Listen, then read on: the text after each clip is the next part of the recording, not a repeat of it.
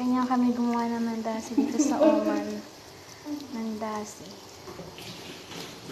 Diba? Ayan po. Ganyan kami gumawa. Mandasi po dito sa Oman. Dito po ay hindi naman mahilig bumili mga tao dito ng tinapay. Gusto palagi gawa.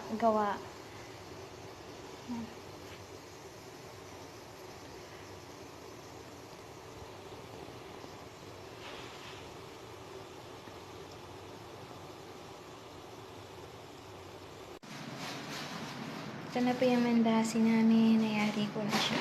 Ayan. Ayan po siya.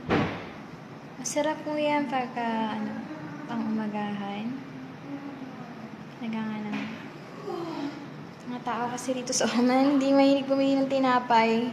Panay gawa, gusto ginagawa ng katulong.